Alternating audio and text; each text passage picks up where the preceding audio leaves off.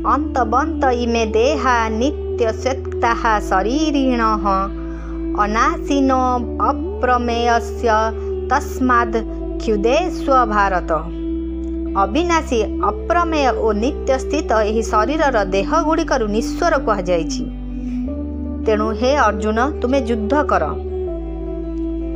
अनासीन कौनसी कालरे कौनसी कारणरू केबे किंचनात्र मध्य जेउथिरे परिवर्तन हुए नाही ताहा अक्षुण्ण रहे, जहार अभाव हुए नाही ताहार नाम अनासी अर्थात अविनाशी।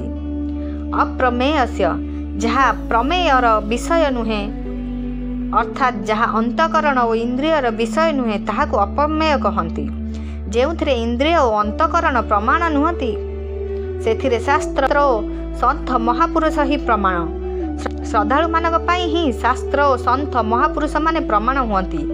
जहार जो शास्त्र और संतक प्रति श्रद्धा रही से शास्त्र और संतक वचन को स्वीकार करे। तेणु यही तत्व केवल श्रद्धार विषय प्रमाणर विषय नुहे। शास्त्र और संत काहाकू बाध्य करती नहीं जे तुमे आम प्रति श्रद्धा कर। श्रद्धा करिबा और न करिबारे मनुष्य स्वतंत्र।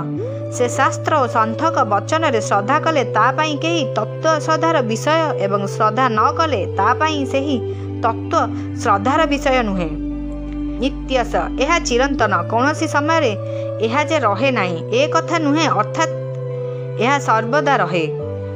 अंतवंत इमे देहा उक्ता शरीरिण यही अविनाशी अप्रमेय नित्य शरीर सारा संसार रे जेते शरीर रही सेगुड़िक अंतयुक्त कहुଯାଇଛି। अंतयुक्त कहिबार तात्पर्य हेउछि सेगुड़िक प्रतिक्षण अंत हेउछि। अंत छड़ा सेगुड़िक आउ किछि नाही, केवल अंत ही सार। उपयुक्त पद मानकरे शरीर पाई एक वचन एवं शरीर पाई बहुवचन व्यवहृत होइछि। एहार प्रथम कारण हेउछि प्रत्येक प्राणीर स्थूल सूक्ष्म और कारण तीनोटी शरीर अछि। द्वितीय कारण हेउछि संसार रे समस्त शरीर गोटे शरीर परिव्याप्त।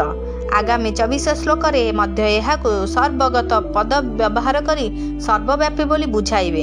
ए शरीर अविनाशी एवं एहार तथाकथित समस्त शरीर नाशवान। अविनाशीर जेपरि केही विनाश करि पारे नाही सेहीपरि नाशवान को केही अविनाशी करि पारिब नाही। नाशवानर विनाशशीलता नित्य रहिब, अर्थात ताहार अवश्य विनाश हेब।